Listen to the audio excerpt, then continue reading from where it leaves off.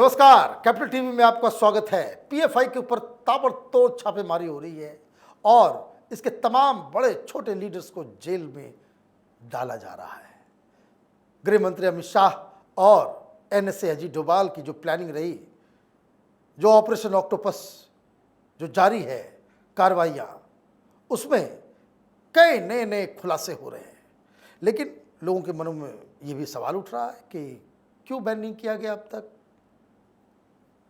बहुत सारे सवाल हैं कि क्या खतरा है, कहाँ से इसकी फंडिंग होती थी, क्या ये देश को तोड़ना चाहते थे, क्या नया पाकिस्तान बनाना चाहते। बहुत सारे सवाल हमारे जहन में घूम रहे हैं और इन सारे सवालों का जवाब देने के लिए हमारे साथ एक बार फिर से मिस जर्नलिस्ट पी सिन्हा साहब हैं। आपका बहुत बहुत स्वागत है। ये पीएफआई तो लग रहा है कि अब अपने लास्ट लेग पे है। खतरा क्या है इससे? देखिए, खतरा ये है कि पीएफआई मतलब पॉपुलर फ्रंट ऑफ इंडिया, जो देशद्रोही फ्रंट ऑफ इंडिया है उसको पॉपुलर फ्रंट ऑफ इंडिया ये लोग नाम दिया है। खतरा है कि जैसे डॉक्यूमेंट मिला बिहार शरीफ में कि 2047 मतलब इंडिपेंडेंस के 100 साल के अंत तक, मतलब 2047 के पहले हिंदुस्तान को मुस्लिम स्टेट बनाना है। ये इनका सरिया लागू कर सरिया लागू। और इसके ये जो कॉन्सेप्ट है ये लिंक्ड है गंजवाए हिंद से, निज़ाम मुस्तफ़ा से, कैलिफेट से, कि पूरे विश्व में कैलिफेट का होना चाहिए। मुझे तो ताज्जुब लगता है कि ये लोग गजवाए फ्रांस, गजवाए जर्मनी की बात क्यों नहीं करते, गजवाए स्विट्ज़रलैंड उसकी बात क्यों नहीं करते, गजवाए हिंद की बात क्यों करते हैं। मैं कब कुछ मैं पॉइंटेड खाली तीर चलाऊँगा कि जनता जनार्दन वो अपने आप चिंतन करे कि मेरे इन वाक्यों का मतलब क्या है। अब आते हैं कि जो पीएफआई का जो सबसे बड़ा खतरा है कि इसको पैसे विदेश से बहुत मिलते हैं, मिडिल ईस्ट से, और पैसा एक बहुत बड़ा वेपन है। और जैसे बिजनेस में कहते हैं एक मैन्युफैक्चरर है, होलसेलर है, रिटेलर है या डीलर है। तो यदि मैन्युफैक्चरर हम देखें तो मैन्युफैक्चरर जो वो ताकते हैं जो हिंदुस्तान पे पूरा इस्लामिक राष्ट्र बनाना चाहते हैं हिंदुस्तान को, राइट। और जो होलसेलर है वो है पीएफआई, क्योंकि विदेश से पैसा इसके पास आता है और ये डिस्ट्रीब्यूट करता है पीएफआई, ये बांटता है रिटेलर्स को हर एक स्टेट में। ये मेन ब्रेन ये है। यदि हिंदुस्तान में सबसे बड़े खतरा की बात करें मुस्लिम दृष्टिकोण से तो पीएफआई बिगेस्ट थ्रेट है हिंदुस्तान का। अब हम थ्रेट परसेप्शन की बात करते हैं, जैसा पहले भी लोग बात करते थे और जनरल रावत ने जो सीडीएस थे, चीफ ऑफ डिफेंस स्टाफ, उन्होंने इस बात को एम्फेसाइज किया। 2.5 फ्रंट सिनेरियो।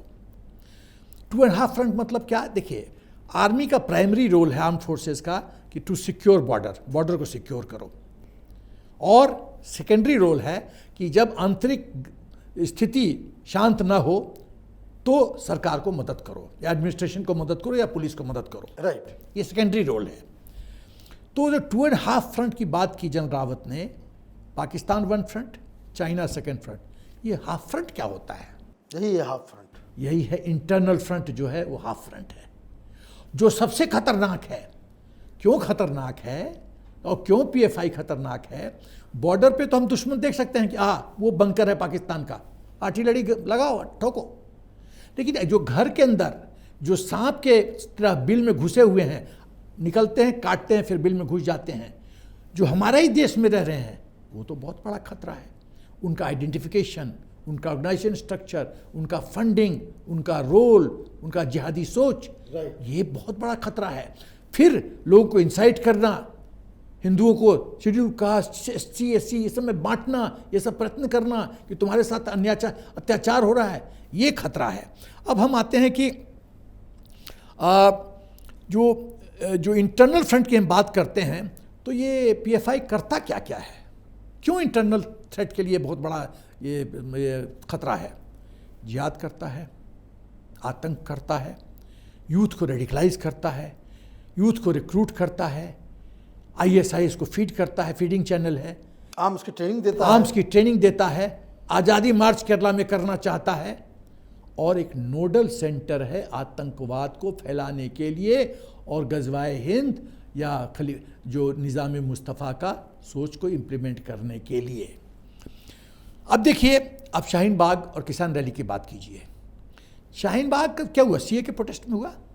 मुझे आज तक समझ में नहीं आया कि सीए के खिलाफ आप शाहीन बाग किए क्यों, जब हिंदुस्तान के मुस्लिम्स की उनकी कुछ चर्चा ही नहीं है उसमें, वो अफेक्टेड नहीं है, तो वो ये प्रयोग क्यों किया गया? ये प्रयोग इसलिए किया गया कि मोदी जी को संदेश दिया जाए कि आप ऐसा कोई फैसला मत लेना, ऐसा करोगे तो हम ये करेंगे। ये संदेश था, स्ट्रेटजिक मैसेजिंग, इसको आर्मी में बोलते हैं स्ट्रेटजिक मैसेजिंग। ये संदेश था, don't do it, don't try it, ऐसा मत करना, और देश में आग लगा देंगे। आग लगा देंगे। मोदी जी को डराने का प्रयत्न था। अब आते हैं कि पीएफआई का ऑर्गेनाइजेशन स्ट्रक्चर क्या है। ये जो सबसे लोएस्ट, बड़े इंटेलिजेंटली ये किसी का आर्मी का बंदे का ब्रेन इसमें लगा है पीएफआई को स्ट्रक्चर करने में। Some Muslim army chap must have done it. Unit level है, जैसे बटालियन होता है, तो basic organisation, lowest mode organisation है वो यूनिट। उसके ऊपर एरिया, जैसे हमारा एरिया हेडक्वार्टर्स होता है आर्मी में। उसके बाद डिवीजन, एरिया पीस एस्टैब्लिशमेंट होता है, डिवीजन फाइटिंग एस्टैब्लिशमेंट होता है। तो स्टेट लेवल पे होता है यूनिट, एरिया और डिवीजन। और स्टेट एग्जीक्यूटिव काउंसिल होता है जो हाईएस्ट बॉडी होती है स्टेट में। तो स्टेट को इन्होंने ऑर्गेनाइज कर दिया। उसके बाद जैसे आर्मी हेडक्वार्टर्स होता है, वैसे इन्होंने पहले केरला में इनका हेडक्वार्टर्स था, अब शाहीन बाग में इन्होंने, दिल्ली में इन्होंने हेडक्वार्टर्स बनाया है। अब ये 4 फेजेस में इनका अप्रोच है कि हिंदुस्तान को कैसे बर्बाद करो। पहला, रिक्रूटमेंट ड्राइव यूथ को। उसके बाद इनको रेडिकलाइज करो, फंड का बंदोबस्त करो, ट्रेनिंग करो यूथ को, हिंदूज़ को कमज़ोर करो, SC ST का देर कि तुम्हारे साथ अन्याय हो रहा है, सेना और पुलिस में इन्फिल्ट्रेट करो, जुडिशल सिस्टम में इन्फिल्ट्रेट करो, पॉलिटिकल सिस्टम में इन्फिल्ट्रेट करो, SDPI, और उसके बाद अपना मसल फ्लेक्सिंग शुरू करो, अपना शक्ति प्रदर्शन करना शुरू करो, और ये एक आतंक फैलाना शुरू करो कि पूरे देश में खौफ का माहौल हो। उससे आपका FDI इफेक्ट होगा, आर्थिक व्यवस्था अफेक्ट होगी, तो बहुत कुछ उससे प्रॉब्लम होगा। तो आपने जो स्टेजेस बताए उसमें तो लगता है कि बहुत सारे stages already they have achieved एकदम। और एक बात तो कहना पड़ेगा कि शाहीन बाग हुआ हो या फिर ये हिजाब का जो PFI ने करवाया, इसमें मुस्लिम समर्थन भी तो इनको मिलता है। ये कितनी खतरे की बात है? बहुत खतरे की बात है। जब मुस्लिम कम्युनिटी, देखिए मैं बहुत ब्लंटली बोल रहा हूँ, ये बात बहुत लोग को अच्छा नहीं लगेगा, इस देश का दुर्भाग्य है कि हमारे पास अब्दुल कलाम जी ऐसे कम लोग हैं मुस्लिम कम्युनिटी में, बहुत कम। और मैं बोलना चाहता हूँ कि 90 to 95% मुस्लिम जो हैं वो PFI को सपोर्ट करते हैं। और मैं ये क्यों कह रहा हूँ कि क्या आपने देखा है जब से PFI पे रेड हुआ है या 2006 से किसी मुस्लिम को क्रिटिसाइज करते सुना है PFI को? उल्टा विक्टिम कार्ड खेलना शुरू कर देते हैं, अन्याय हो रहा है, मोदी जी एंटी मुस्लिम है, ये है वो है, विक्टिम कार्ड खेलना शुरू कर देते हैं। अभी जो रिसेंट रेड हुआ है उसमें जो फर्स्ट ईयर और सेकंड ईयर के लिए लोग अरेस्ट हो रहे थे, तो क्या ये सच नहीं है कि लेडीज सामने आ गई? बिल्कुल। और NIA और ED को रोकने की कोशिश की? बिल्कुल किया। क्यों भाई? यदि गैर कानूनी हरकत कोई संगठन कर रहा है, चाहे हिंदू संगठन हो, और हिंदू महिला आती हैं उनको बचाने, तो धिक्कार है। मैं प्रश्न एक रेज करना चाहता हूं, बहुत बड़ा प्रश्न, धर्म बड़ा है कि राष्ट्र बड़ा है? धर्म बड़ा है। धर्म बड़ा है, तो ये तो ही पंगा होगा। यदि धर्म बड़ा है तो पंगा होगा, और यदि धर्म बड़ा है तो राष्ट्र ऑब्वियसली दोनों बड़ा नहीं हो सकता, एक जो छोटा होगा। तो यदि धर्म बड़ा है तो राष्ट्र छोटा है, यदि राष्ट्र छोटा है तो राष्ट्र खतरे में है, और राष्ट्र खतरे में है तो you are not required here, आपकी जरूरत नहीं है, क्योंकि राष्ट्र आपके लिए मायने नहीं रखता है। क्योंकि ये समर्थन जो मिलता है, ये समर्थन मिलने के लिए तो वो धर्म के आधार पे तो समर्थन मिल रहा है, वही, अब नो अदर रीजन। करेक्ट। मैं आगे बढ़ता हूं कि मैंने जो पढ़ाई की है, चिंतन किया है, तो मुझे साफ नजर आता है कि मुसलमानों का व्यवहार पॉपुलेशन, उनके पॉपुलेशन परसेंटेज के अनुसार होता है। जब ये 4% होते हैं तो कुछ और होता है, 10% तक ये गंगा जमुना तहजीब की बात करते हैं। जब ये 15-16% में आते हैं तो मसल फ्लेक्सिंग शुरू कर देते हैं, शरिया लॉ लगाओ, हिजाब लाओ, ये करो, वो सब शुरू हो जाते हैं। और जब ये मेजॉरिटी में आते हैं तो ये पूरा सिस्टम को ध्वस्त कर देते हैं, और मैं बहुत ब्लंटली कहना चाहता हूँ, जो हिंदूज ये लोग को सपोर्ट करते हैं वो भी सबसे बड़े कैजुअलिटी होंगे जिस दिन ये सत्ता में आए। तब उनकी आंखें खुलेंगी जब उनकी बहनें और बेटियां के साथ दुर्व्यवहार होगा, तो तब वो माथा ठोकेगी कि हमने क्या कर दिया। बंगाल में हो रहा है ना, हो रहा है। तो सवाल ये है, तो जो 1990 में कश्मीर में हुआ, देखिए जो आदमी इतिहास नहीं पढ़ता, इतिहास उसको डस्टबिन में फेंक देता है। लोगों हिंदूज को दिखाई नहीं पड़ता कि 1990 में कश्मीर में क्या हुआ। अभी लोगों को नजर नहीं आ रहा बंगाल में क्या हो रहा है। बंगाल में क्या नजर नहीं आता है। तो यदि अंधे हो जाओगे, धृतराष्ट्र हो जाओगे, तो सफर करोगे। अब आते हैं, आगे बढ़ते हैं। तो ये लोग जो है मुस्लिम्स तरह तरह के सपोर्ट देते हैं। सपोर्ट कई तरह के होते हैं, mental support, psychological support, financial support, logistic support, कवच प्रोवाइड करना जैसे लेडीज लोग को प्रोवाइड कर रही है, इंफॉर्मेशन देना, जासूस बनना, एजेंट बनना, ये तरह तरह के सपोर्ट है। और इनकी पूरी टीम वर्क तैयार रहती है और पीएफआई ये कोऑर्डिनेशन करता है। कोऑर्डिनेशन करता है, तुम ये करो, तुम लेफ्ट आउट खेलो, तुम लेफ्ट इन खेलो, तुम सेंटर हाफ खेलो, ये डिस्ट्रीब्यूट करता है जॉब। अब आते हैं कि ये जो पेरेंट्स हैं उनकी भी गलती है। कोई पेरेंट अपने बच्चों को, मुस्लिम यूथ को रेडिकलाइज होने से रोकता है? नहीं रोकता है। वो जानता नहीं है मदरसा में क्या पढ़ाया जाता है, क्यों नहीं रोकता है? क्योंकि वो धर्म प्रायोरिटी होता है। ओके, दूसरी बात, इस वजह से दूसरी बात कि यदि मुस्लिम ब्रदरहुड की बात करते हैं कि हमारे सब मुस्लिम हमारे भाई हैं और उनका वेलफेयर हमारा कंसर्न है, तो चाइना के उइगर मुस्लिम्स के बारे में क्यों नहीं मुंह खोलते? जो भी चाइना से पीएफआई पैसे भी खाएगा और चाइना के खिलाफ बोलेगा, ये कैसे पॉसिबल है? तो क्यों नहीं मुंह खोलते? पाकिस्तान क्यों नहीं चाइना को क्रिटिसाइज करता? मुस्लिम्स जो 56 देश 57 देश हैं वो क्यों नहीं क्रिटिसाइज करते? जब पैन ब्रदरहुड की बात करते हो मुस्लिम का, वो उइगर के मुसलमान नहीं हैं, वो तुम्हारे भाई नहीं हैं। नहीं, हिंदुस्तान के मुसलमान तुम्हारे भाई हैं। वारे लॉजिक। अब आगे बढ़ते हैं। देखिए, मैं कहना चाहता हूं कि जो इंडिया के मुसलमान बच्चे हैं, यूथ हैं, वो रेडिकलाइज इतना है कि वो बिगेस्ट थ्रेट है हिंदुस्तान के लिए। और पीएफआई जिहाद को एक आइडियोलॉजिकल हथियार की तरह इस्तेमाल करता है हिंदुस्तान के खिलाफ।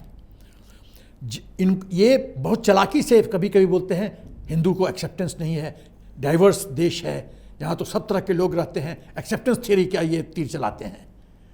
तो ये एक्सेप्टेंस का तीर चलाना थियरी खाली हिंदू के लिए एप्लीकेबल है क्या? यस। और मुसलमानों के लिए एप्लीकेबल नहीं है? नहीं। तुम बोलते हो हिंदू काफिर है, मार दो, ये कर दो, वो कर दो, और तुम ये कहते हो, और हिंदू को बोलते हो कि तुम एक्सेप्ट करो in what ever form I am. देखिए, यही स्ट्रेटजी तो है इन लोगों को, जो खास करके बहुत सारे लोगों को समझ में नहीं आता कि हिंदुस्तान की डेमोक्रेसी, हिंदुस्तान के संविधान, हिंदुस्तान में जो कानून के तरफ से अधिकार दिए गए हैं, ये उनका इस्तेमाल हिंदुस्तान में शरीयत को लागू करने में कर रहे हैं। ये बेसिक सी उनकी स्ट्रेटजी है। एक चीज़ और कहना चाहता हूँ, जब पार्टीशन हुआ धर्म के आधार पे, तो ये पूरा कॉन्सेप्ट जमीनी स्तर पे क्यों नहीं उतारा गया है? सरदार वल्लभ भाई पटेल का क्या स्टैंड था, ये देश को जानना बहुत जरूरी है। अंबेडकर साहब का क्या स्टैंड था इस विषय पे, ये देश को जानना जरूरी है। किस आदमी ने बुलडोज किया और तुष्टीकरण किया, ये भी जानना जरूरी है। कितने लाख लोग मरे पार्टीशन के वजह से, और कौन रिस्पॉन्सिबल था, कौन माउंटबेटन को अंग्रेजी पिक्चर दिखा रहा था, ये भी जानना जरूरी है। उसके बाद में आता हूँ कि जिस देश में मुसलमान को भारत माता की जय कहने में कष्ट है, वंदे मातरम कहने में कष्ट है, कश्मीर में तिरंगा फहराने में कष्ट है, और पाकिस्तान प्रो स्लोगन बोलने में कोई कष्ट नहीं है, और पाकिस्तान का एजेंट बन के वो काम करते हैं, क्या ऐसे लोगों को हिंदुस्तान में रहना आपको लगता है कि उसका तर्क बनता है? देखिए, भारत तेरे टुकड़े होंगे अभी बोलने जा रहा हूँ मैं, वही बोलने जा रहा हूँ। हिंदुस्तान तेरे टुकड़े होंगे इंशाअल्लाह इंशाअल्लाह, और भी जेएनयू में, वो भी दिल्ली में। और उनको साथ क्या हुआ? एक मुख्यमंत्री ने उनका केस ही नहीं प्रोसेस किया है। अब आते हैं कि अफजल गुरु का केस में जेएनयू के अंदर, हम शर्मिंदा हैं तेरे कातिल जिंदा है।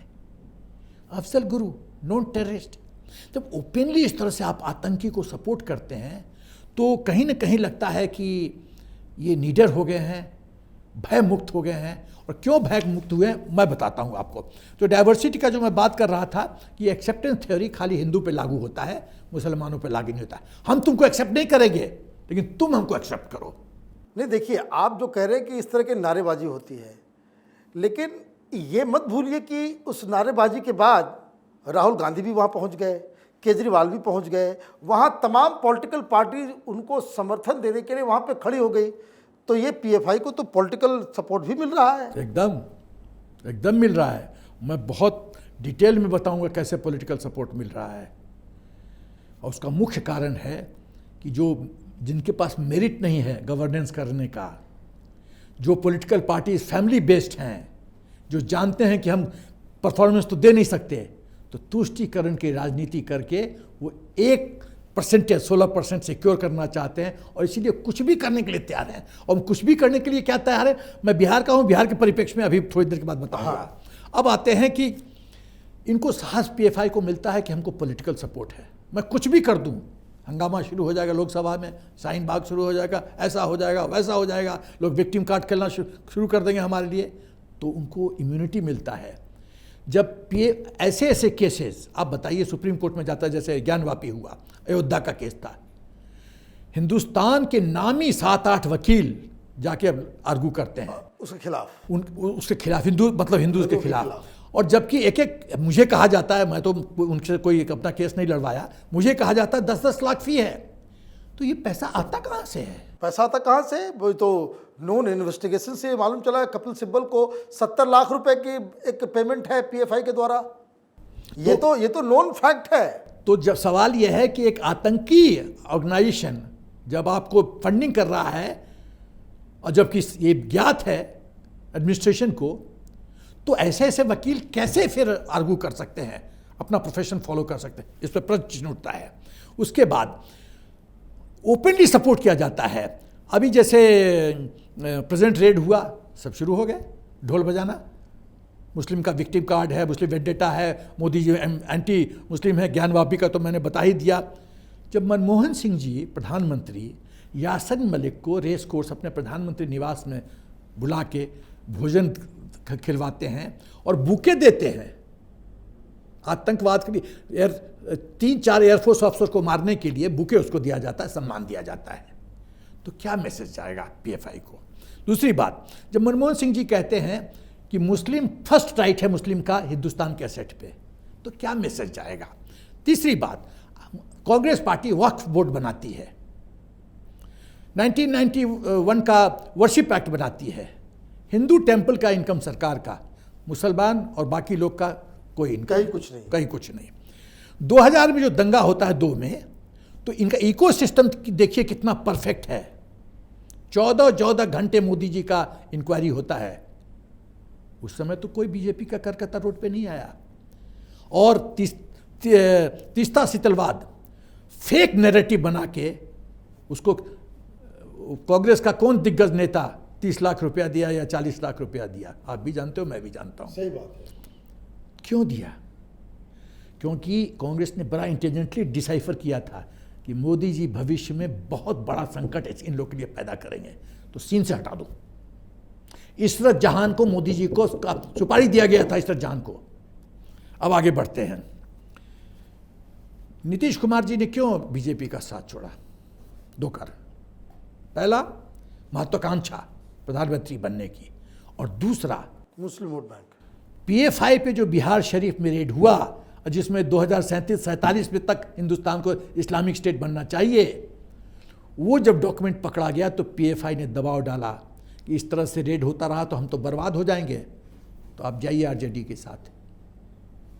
त्याग कर दिया। मतलब पीएफआई के कहने पे आप जो है, हाँ, मैं कनेक्ट कर रहा हूँ डॉट्स।